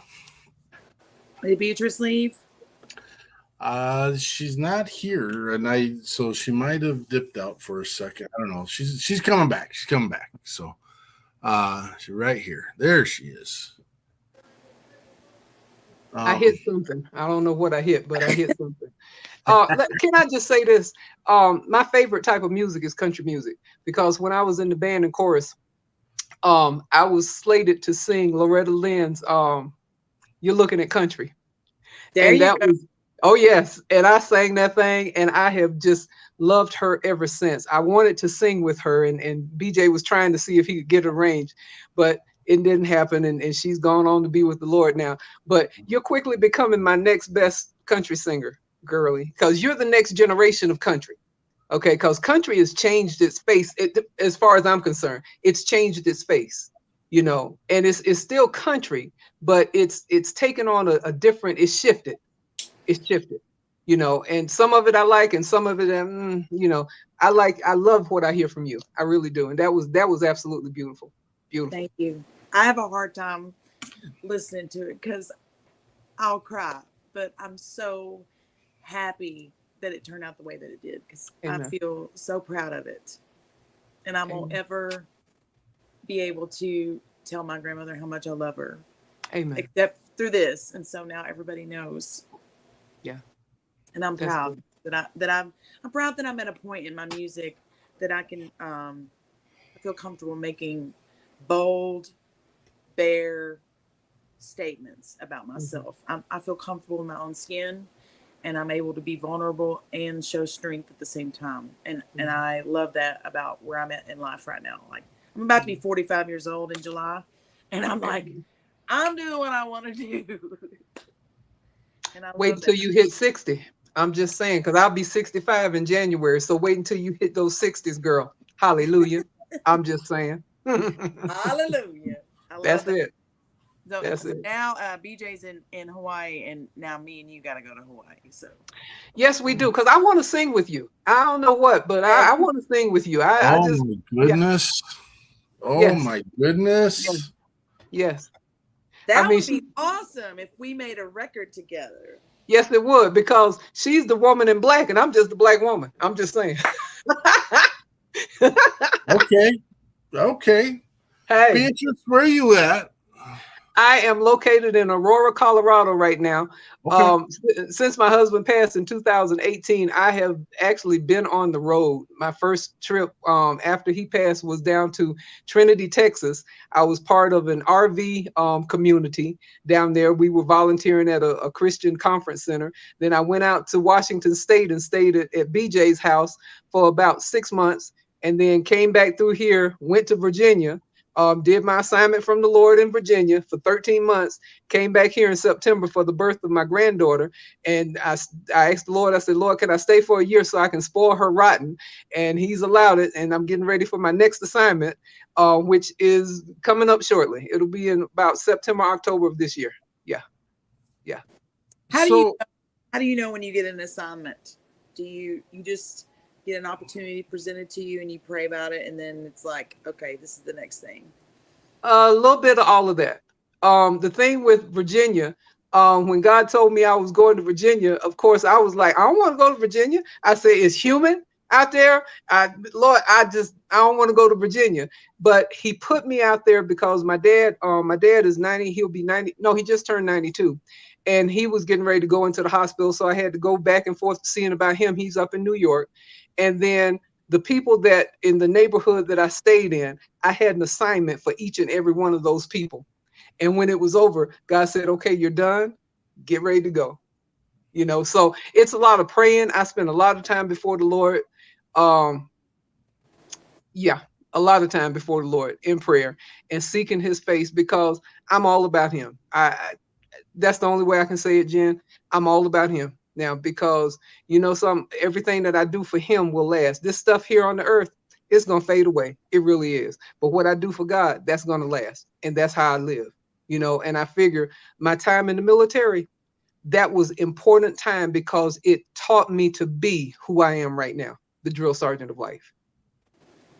Yeah, I definitely think that the military made a huge 100% impact on my life now. Like the ability to approach a situation with confidence and come into a room where I don't know anything about the room and say what I want to say and what I mean, and feeling confident about what I mean. Because even now, I mean, I'm making this face, even now, no offense to you, Mark, because you've always been very respectful, but people look at me as a woman and think that I'm going to be easy to deter from my goal. Yep. And I am not. Come on. I'm going to do what I want to do. Yeah. And I've earned the right to do that. Every woman has the right to do that, but I feel like even more so because I have lived with experiences that are equal to that of a man, and I think that I have the rights to make decisions for myself. So when I say no, I mean no. Absolutely. Absolutely. And, you know, I believe it's important for us as women, especially as women veterans, because we've been in the man's army, as they called it, you know, and so we've had to come out. When I first got out of the military in 92, I was told right in my face, well, you're not in the army anymore and you don't need to act like that and you're not a sergeant. And I'm like, baby, I will always be a sergeant. Okay. I will always be army, you know, but I was belittled because of what I brought from the military, you know. And so, but now at this age, 64 going on 65, it's like, baby, if you're going to tell me to do something, you better make sure it's from God, because if it's not, you need to get out my face, get to stepping, boo. Get to stepping, you know, because I am who I am, and that's all there is to it. And that's who we are, you know. So yeah. I see no reason not to celebrate both of you, and there's going to be a further conversation. I'm going to tell you that right now. This is there. Don't you love her? Bless your heart. I don't use the word love very much. I feel like our society has watered that word down too much, and you know, just to throw it out, just to, you know. So I use with you, but the with you doesn't fit this narrative right now. I love the person. I love the human being. I love the character of this person on the show tonight. And I'm confident that is not a momentary thing, but that's a snapshot of your life. And I appreciate everything about you, Beatrice. And I think it needs to be celebrated. And I think, I don't know. I get crazy thoughts. They're not crazy, but they're thoughts of expanding and growing and building and making something miraculous, which I have no control over. I'm just kind of a vehicle in this whole thing, and someone's using me. Something's using me, and I hope at least the connection. And Jenn's been here actually when we've made connections before. We brought her up here to Minnesota, and she got to meet two new souls, BJ Leggett and Dom Kurz, and then turns around and goes down to Texas and starts traveling Texas with both these gentlemen, putting music together. And again, if this is what I'm meant to do, is create these relationships, then I'm ecstatic to do such. But I think there's something bigger in all this. And I don't know what people's schedules are. It's Jonathan's in the room, but he's doing behind the scenes stuff tonight. Andrea, I'm confident she was putting some comments on here. There's going to be further conversations, and that's, we use our post show to do that, but I also know we're running over time right now. I'm on no timeline, but I do want to talk about the American Veterans Ball before we get done. I don't care. All right. Another song. So, You can save it for another time. We're good. No, so let's I want to do two things. I want to hear about the Drill Sergeant of Life, and Jenn, we're gonna have to cut you to one song tonight. I'm sorry. That's fine. We'll do that. We'll hear about your experience at American Veterans Ball and with Ramus and those guys out there, and then we'll do a little quick memorial, and then we'll see where we're at that point. So, can I hear about the Drill Sergeant of Life? Well, I'm a motivational, inspirational speaker. I'm the author of 6 books, motivational, Christian living, and fiction. My motivational titles are How to Get Over Yourself, Get Out of Your Own Way, and Get What You Want Out of Life, and How to Get Over Yourself and Let Go of the Past. When my husband passed, I also wrote this little book called Chronicles of Grief, because when he passed, I didn't realize that I was still grieving my grandfather from 1972. And one of the main things that happened that caused me to write this book, Chronicles of Grief, is one lady called me and she said, I'm upset with you. And this was 2 days after my husband passed. She said, I'm upset with you. And I said, why are you upset with me? And she said, well, you didn't call me personally to tell me that he was gone. And his death affected me more than it affected you. And you have to understand, I grew up in South Carolina. And so these are the, it was like, I said, so what you're telling me then is that you've been sleeping with my husband for the past 27 years, 4 months, 10 days, and 9 hours. She said, no, no, no, that's not what I said. I said, that's exactly what you said.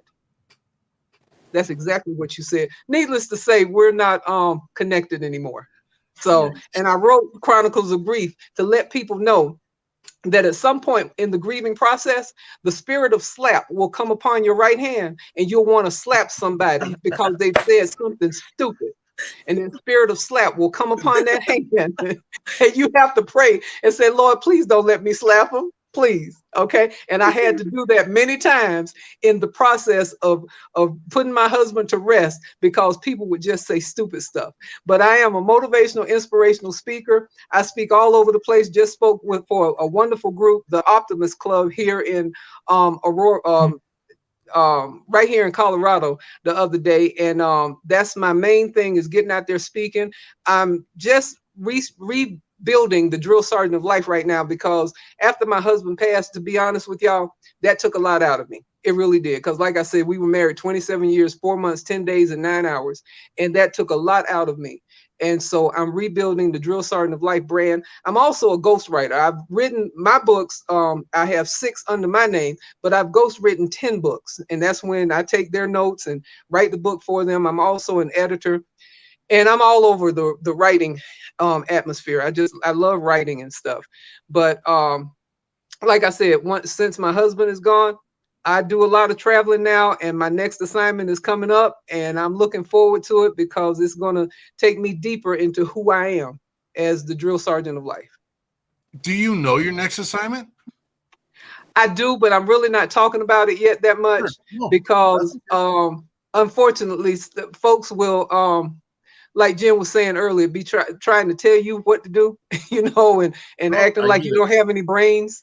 So, I'm not letting it out too much, but let's just say it will be in the Southeast. I'll put it like that. It'll be in the Southeast. And can I say something about the spirit of slap? Yes, ma'am. First of all, I need a shirt, I think, that says don't conjure the spirit of slap or something like that. Come on. I love that. Amen. But I will say, because we've been through a lot of grieving through COVID. Both of my grandmothers passed, and my husband's grandmother passed, and my favorite aunt passed, all in the span of the last 24 months. Mm-hmm.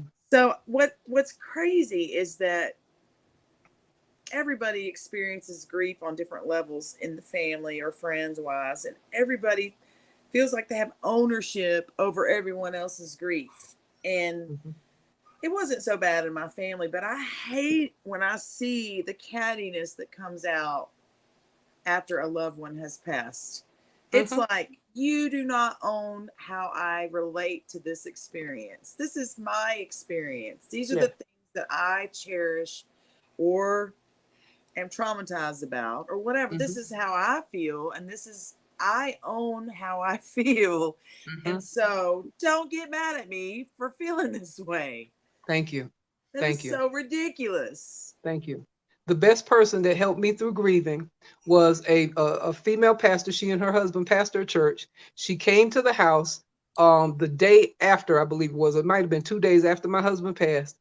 And she sat and said nothing. She said, I just want you to know I'm here for you.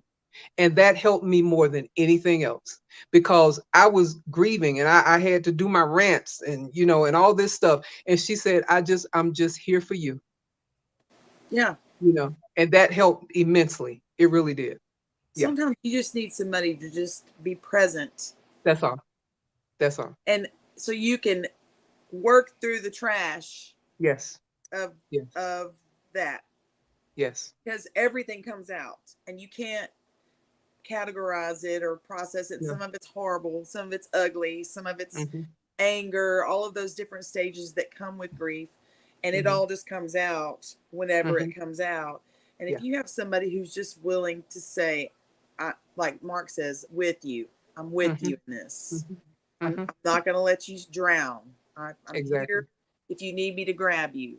My hand is here. If you're drowning, grab my hand. Amen. You're not drowning and you're wading in it and you want to just wade out there and see how deep you can go. I'll be here on the shore. That's right. Waiting for you to call for help. Yes. I'm right here.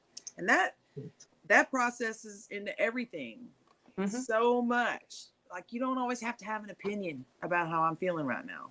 No. And please don't tell somebody, I know exactly what you're feeling. No, you don't.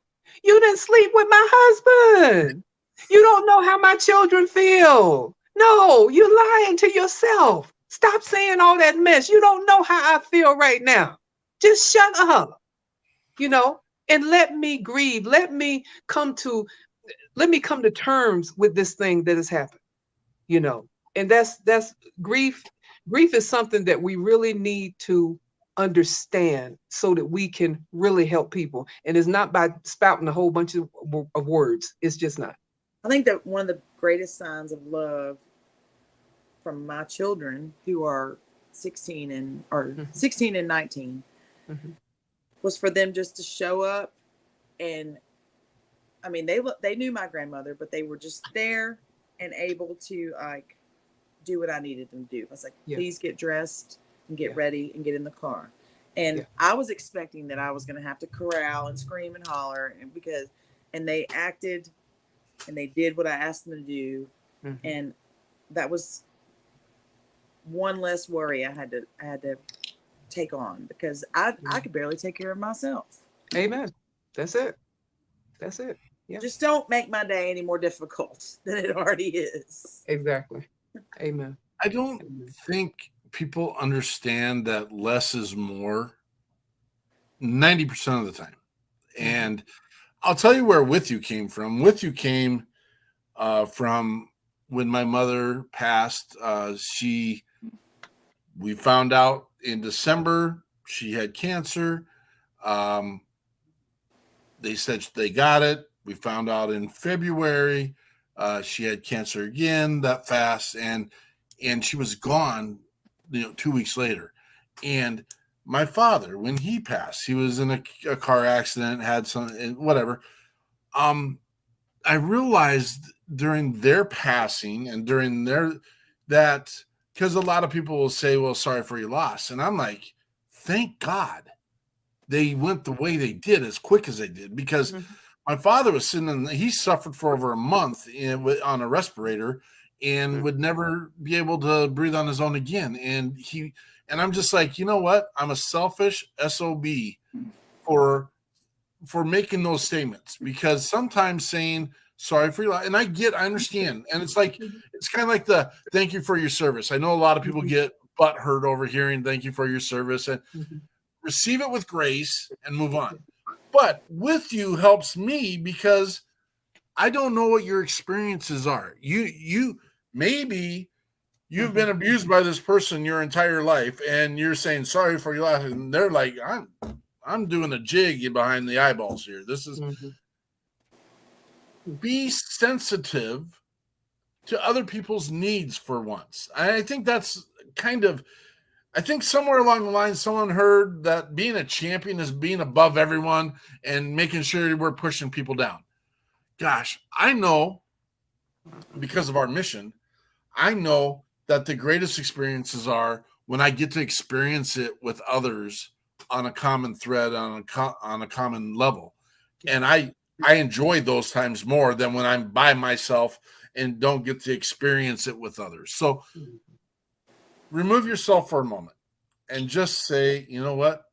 Let them deal with stuff the way they need to deal with it. And don't offer your advice, because you don't freaking know a thing about how intimate that relationship was or was not. Or, hey, this is what I do. Now, if people ask for advice, that's another piece altogether. What would you do in this situation? Okay, well, this is what I would do. I don't know if that fits your narrative, but selfless. That's what this is. Be selfless and hold each other up. That's what it is. Everyone's got one of these, and this is the perfect time to talk about it. We do a 6-pack every week. Reach out to 6 people in your contact list and say, hey, I'm thinking about you.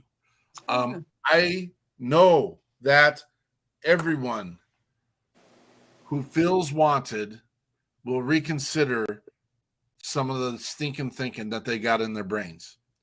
You have the chance to save someone's life tonight by reaching out to them. Amen. And if you think that they were one of the strongest people in your life and world and they were the leader, reach out, because they're the ones that are carrying some of the largest and heaviest burdens. Yes, we support veterans and first responders, and we would like us to make sure that we're taking care of our brothers and sisters in arms. But we extend this to everyone in your network. Reach out to someone. And again, it takes 6 seconds to send a text saying, I'm thinking about you. How you doing? Please don't look lightly on this. You have the chance to save someone's life today. It might be that text that says, oh, man, Mark is thinking about me. And that's important. That's good. That's what we do. That's our buddy checks. Again, I'm so excited, Beatrice, in having you in our network and having you. We're going to have you on again. I actually want to put some stuff on your plate, but we'll talk about that at another moment. Jenn, go ahead, brag yourself. Let's go. Let's talk about it. All what right, do you got then. here? I got an award last week. Hey. So did you. Okay, so Beatrice, you might have seen the other broadcast, but about 6 weeks ago, no, I think it was April 14th or first, second week of April, they brought me on the show because I was going to talk about my new album and release music. And I think I actually released something on here before I released it to radio. Okay. And they had Ozzy Ramos and is it Shahid? Yep. From the American Veterans Ball on, and my friend C.W. Wooten, who I just met at the Texas Regional Radio Awards. Who's in Colorado, close to Beatrice. Yes, he's an amazing country singer. You need to go see him, C.W. Wooten. Okay. I'll send you his information. Okay. Anyway, so they had us on, and very organic.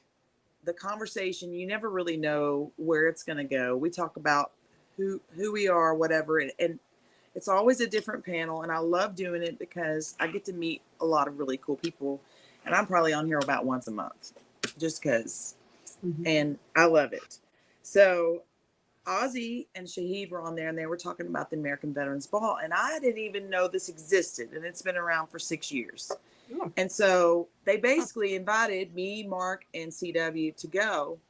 And I was like, I would love to go to a ball. And I'm sure you did about 150 balls while you were in Germany for the soldiers course. I did. And I took it for granted because it's been 15 years since I've been to something that ornate or, all of that. And it was no big deal back in the day, but I was like, I would love to go and just experience, the color guard and just the camaraderie that comes with that. And it was going to be in DC at the Gaylord Convention Center, which is beautiful. And they invited us, and I said, I will get a ticket. I will buy my plane ticket. If you can get me into the ball, I will come. And I talked to my husband, and he was like, yeah. He couldn't go. But anyway, so I canceled the show. I didn't care. I had to get back in time for another show the next day. So I took a red-eye flight, where it wasn't really a red-eye, but I had to get up super early in the morning. I was up at 3:30, getting on the plane at 5:30. And I asked Ozzy, what's the attire? And he was like, it's formal. And I was like, oh God, I don't want to wear a dress. I cannot. I can't fit into my dress blues. I'm not even really sure where they are. They're somewhere. I don't want to have to put all that together. I'm not doing that. But I definitely wasn't going to wear a ball gown because I'm past that stage in my life where I will put on. Yes, that's the outfit. Oh my goodness, cool. It's a jumpsuit with sparkles all over it and sparkly boots. Okay. And, I'm pretty sure that all the women there were pretty jealous because they were wearing these Disney dresses, big, huge ball gowns. And I showed up straight up Texas style. I do what I want. And I had a ball. And we were just there making connections with people. Mark was there. He was dressed to the nines as well. And we got there and we went to the social hour, and people started coming up, talking to us from all over the place. We got to meet a bunch of ladies, veteran ladies that were pageant winners that had their sashes on, and they were being honored for different things they've accomplished. Super beautiful women in their beautiful, gorgeous dresses. And they were coming and taking pictures with us. And I was just like, this is amazing. And they had all these cool booths and all of these, like, it was so much fun. And there was about 1,000 people there. And Ozzy came over and said hello to us. But of course, he had all of those other people. And we sat down at the table and we drank and we socialized and we were having fun and eating the tiny little plates of gourmet food. And they'd bring out the next course just like they did. It was all a lot of fun. And I was drinking whiskey in full Jenn Ford style while everybody else is drinking champagne. Like, can I get some Johnny Walker? Can I get some Jimmy? but I was just honored to be there. Amen. And see them come in with the flags and the national anthem, and then the Voices of Service were there, and they were singing. Have you heard of Voices of Service? I have, yeah. Okay, they were on America's Got Talent, and they performed. Yeah. And then Dave Bray, USA, performed, and he was a Navy entertainer, but he's out now, and he does a lot of veteran events. And so I just felt like super nostalgic about everything, and I was having a ball. And then they got up there and said they were going to honor some people. 22 veterans. And I'm just like, okay, whatever. And the third name they called is my name. Oh my goodness. And I almost like started bawling. And then they called Mark, and then they called Adam, my other friend that was there. That's cool. I just could not believe that this happened, because I've been recognized by local VFWs before, the friends that I know that like have brought me a certificate. I've been presented with a flag before, and I performed at veteran events a lot. But to me, the award says, saluting our veterans, the American Veterans Ball, where passion meets purpose award. Presented to Jenn Ford in appreciation of your shining light, relentless patriotic service, and unwavering support to our veteran community. At the 6th annual salute to the American Veterans Ball. And I was just like, this is like, it means so much to me, because I feel as a woman, a lot of times people forget. I talk about it freely and openly all the time. I'm a veteran. Because I want people to know that this is a huge part of who I am. Yeah. And I may not be perfect, and I still got my issues, and I can't go out and fight and serve the country that way, but I still have a heart of service. Amen. And my biggest thing is to take my music and be able to say, look, there is a light, there is another way to express yourself. There is a after to whatever trauma you've experienced, or an after, just the transition. You can make a transition and still own the fact that you spent the time in the service. You're both of those things. Yeah. And that's the biggest message that I try to give, is like, do not, and I'm probably just saying it to myself, but other people hear it and are able to recognize it. And I hope I'm reaching other people and saying, like, don't ever like feel like you have to be one or the other. You're both. Yeah. So that's good. Congratulations. That's awesome. That is really awesome. Congratulations to both of you. I was speechless. I didn't know it was coming. Amen. No. That's awesome. It was awesome. Then I drank more whiskey. Truth. Wow. You guys are champions. You're a blessing. Again, I've been fed more than we get fed every week on this show somehow, some way. But I'm inspired.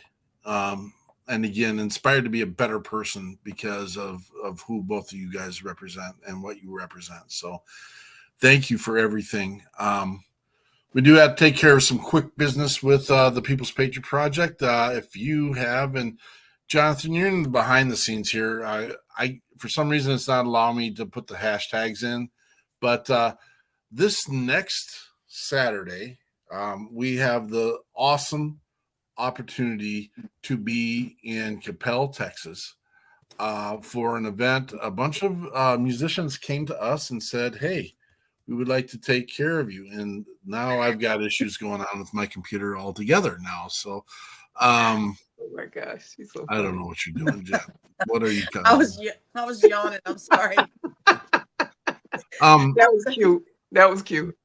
Jonathan, it's not letting me load graphics now either. So if you can toggle the event poster for May 27th, I'll tell you everyone where it's at. This is the deal. We are going to be down in Capel, Texas. We've got six veteran performers coming down. Johnny Cole Murdoch, the James Dooley Band, the Holly Ann, Tammy Joe, and I know I'm missing one, and it sucks because I'm not able to get into it. Do it. What's that? Chad Hutto. Chad Hutto, who is a comedian and is going to be the MC. These artists came together and said we want to do something for the People's Patriot Project. I just found out that they want, of course, this is nice, but I will be boots on the ground down in Texas for this event. That wasn't the plan originally. So we are going to be down there. There are tickets online. Sorry to give you all these chores to do, Jonathan, but if you can put those up there real quick. I don't know why it's not letting me do graphics right now. This is really frustrating me. I can see the graphic. You can? Yeah. Oh, I'm not even seeing. Okay, fair enough. Yeah. Life's life. If it's on there, it's on there. Great. I'm not seeing it. I probably need to do a restart. It's got the QR code up right now. Very nice. Very nice. Thanks. I don't know what the glitch is, and that's fine. We'll check it out another time. But so this is what we get to do this weekend. We get to go down to Texas and be part of a new Shock and Awe event. And that's part of the pieces that we want to get across the country and do more of these with veterans and first responders. We've had events with Jenn. We're going to have events with Jenn and keep pounding the dirt, man, until we lessen. I'd like to be novel enough to say that we get rid of the number 22 altogether. I suppose if we save one every day, that's 21. So we do change 22, but that number is 17 to 75. And in our world of first responders, we actually don't get to see the correct data because there's nothing tracking our first responders that are committing suicide right now other than they're part of the population. And so 600 first responder calls a year, 30 million. I said 600 million, 30 million first responders. You tell me the math. Is that adding up? And you know what? It's a whole process. I mean, it's kind of the conversations we were having with Miss Bruno and Miss Ford, and the fact that we got doo-doos in the world, and they really ruin the whole thing for the rest of us. And when we can lessen the first responder calls, when we can lessen the number of first responder and veteran suicides, when we can lessen the trauma that we put on each other, we'll be able to stand a little bit more more upstanding. So we're going to be doing a lot more. We're going to have conversations. So, and I don't like this. We are going to do a quick memorial, and we'll end on a song by Mr. Doc Todd. We lost Doc Todd. Hopefully it will come up now. No. Can you guys see the graphic? Yeah. So I cannot, which is we lost Doc Todd this last week. He was a corpsman in the Marines and also a musician in the world over in California. His unit has posted services. We will put those up on the chat, hopefully. if you can see it in there, John, that'd be great if you can put those up. But this will be our closing with Mr. Doc Todd, and he has an amazing song called Brother's Keeper. Amen. And our hearts go out to his family. We are with you, and this is how we support those. And remember, if you ever have anyone you'd like to memorialize during the show, let us know. We do it regularly. We will always remember, but remember is not enough. That's one of our mottos. So hang in there. We're with you, and we will see you. I don't want to see Andrea always does such a great job, and Jonathan does a great job too. Our guest next week is Bob Adams with Swords and Deals, and an amazing Patriot player, Jim Anthony, former Nashville performer, actually lives in Minnesota now. Will be on our show next Sunday at We Got Your 6 at 6. You can see what the People's Patriot Project is doing every Monday at 4:30 when we do our weekly debrief. And Jen, you got anything in closing? Love you guys. You're amazing. Love everybody. Be nice. Be nice to each other. Amen. Amen. Amen. Miss Bruno, anything in closing? Hey, God bless y'all. Get some help. If you need help, get some help, and we are here for you. God bless y'all. And in closing, this is Doc Todd with Brothers Keepers.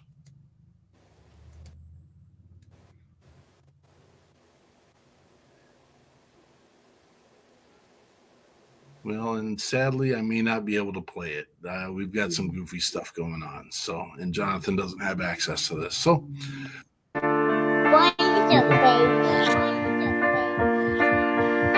My brother's keeper, my brother's keeper, I'm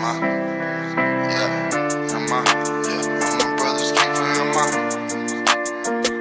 mean, really, like, it's my responsibility, I'm just saying, We not from the same womb, but our family share tombs. Till Valhalla in June, from the dark side of the moon, we miss you, yeah. And your memory we keep, we see you, even though we fast asleep. Mortified boom, Taliban costumes, fresh dope on the spoon, for the bride and the groom, yeah, I feel you. And your heart is in me, yeah, I love you. We pour it out on these streets, ambition tripping. Lost sight of the mission, submission, yeah, we gifted. My last breath gripping, clenching on the handle, cock my 40. I wish for peace, but still fight for glory. That's the truth, and it's my story. I'm sticking to it, like I super glued it. War roll call, and you bitches truant. Please let me do it, I put an arrow through it. Death, I speak it fluent, I'm even teaching students. Blood in the streets, we pay the price to be elite. Unholy, feeling weak. From here to Mozambique, we practice what we preach. Yellow brick road and I get along. Ride from buzz like a tap song. I've been right, been wrong, been weak, I've been strong, I've been short, been long. Write scripts and sing songs, prayers before dawn. For my brothers that are gone. We not from the same womb, but our family share tombs. Till Valhalla in June, from the dark side of the moon, we miss you, yeah. And your memory we keep, we see you, even though we fast asleep.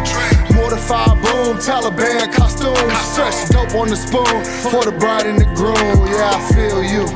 And your heart is in me, yeah, I love you. We pour it out on these streets. Got my law degree in the armory, sang harmony, varsity in Germany, Pittsburgh Burgundy. There was urgency concerning me, yeah. And he burdened me to set me free, put my soul at ease, and then just let me be. And like those peaks and valleys, want badly to lead the alley. Meet my brothers in the galley with Bradley, count rounds and tally. An enemy so savvy, intent to rally. Firefight finale, pour a pint for my motherfucking laddies. Shots to the chest, resurrected and blessed. My squad to protect, I love my brethren to death. Ain't no need for me to flex. It's the chapter that's next. The one with the stretch, where I'm signing a check. The one with the X, forgiving all I had left. Spitting truth every breath for the men who can't rest, cause it just missed the vet. We not from the same womb, but our family share tombs. Till Valhalla in June. From the dark side of the moon, we miss you, yeah. And your memory we keep, we see you, even though we fast asleep. Mortified boom, Taliban costumes, fresh dope on the spoon for the bride and the groom. Yeah, I feel you, and your heart is in me. Yeah, I love you. We pour it out on these streets.